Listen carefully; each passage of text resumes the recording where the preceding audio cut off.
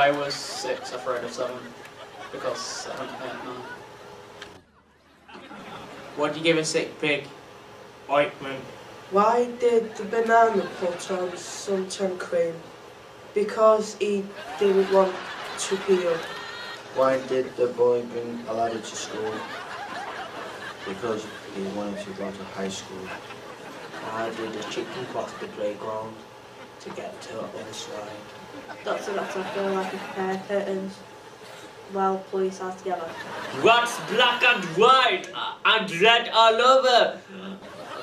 A sunburned penguin. What's black and white and red all over? A newspaper. Knock knock. Who's there? Boo. Boo hoo. Why are you crying, sir? Knock knock. Who's there? Doctor. Doctor Who? You just said it.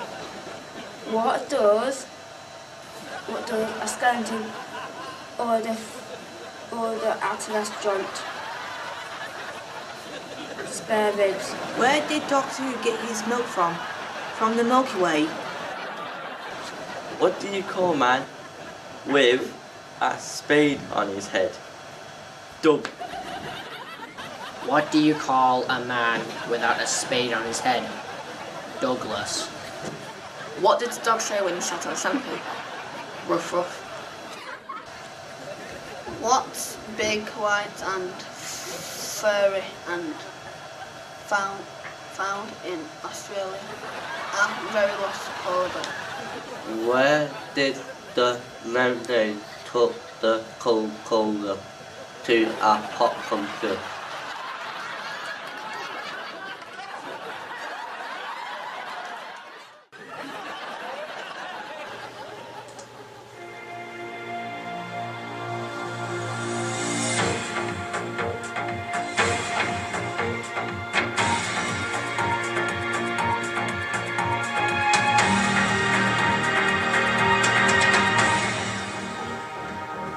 We are celebrating the birth of Tommy Cooper, who was born 94 years ago. Today, these fellow students are experts on Tommy Cooper.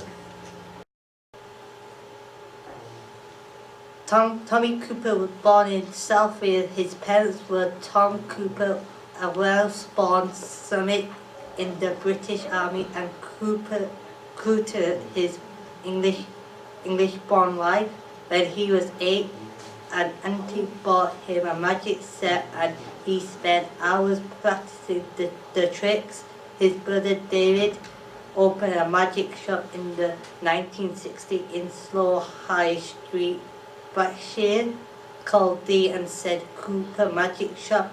Cooper was influenced by Laws and Hardy, Max Mill, Bob Hope and Robert Owen. When he left the army, Cooper took up show business on Christmas Eve 1947. He worked in variety theatres around the country and at many of London's top night spots, performing as many as 52 shows in 1 week. Cooper had developed his magic skills and was a member of the Magic Circle. But there are various such stories about how and when he developed his delivery of failed magic tricks. He was performing to his shipbuilding colleagues when everything went wrong, but he noticed that the failed tricks got laughs. He started making mistakes on purpose when he was in the army, and his tricks went wrong at a post-war audition, but the panel fully enjoyed them anyway. To keep the audience on their toes, Cooper threw in an occasional trick that worked when it was least expected. On April the 15th, 1984, Cooper collapsed from a heart attack in front of millions of the television viewers. The assistant smiled at him as he collapsed, believing that he was a part of the act. Likewise, the audience gave up raucous laughter as he fell, gasping for air. While the show continued, efforts were being made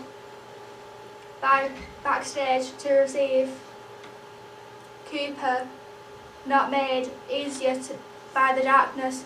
It was not until a second commercial break that the ambulance men were able to move his body to Westminster Hospital. where he was pronounced dead on arrival. Cooper rapidly became a top liner in Variety with his turn as the conjurer, whose tricks never succeeded, but it was his television work that raised him to national prominence. After his debut on the BBC talent show New To in March 1948, he started starring in his own shows and was popular with audiences for nearly 40 years. By the mid-1970s, alcohol had started to erode Cooper's professionalism, and club owners complained that he turned up late or rushed through his show in 5 minutes.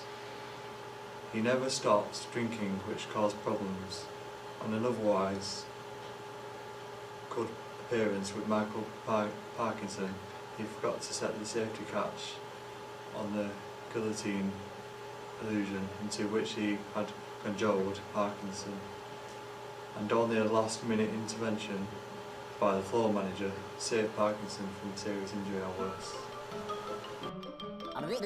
That's all, folks.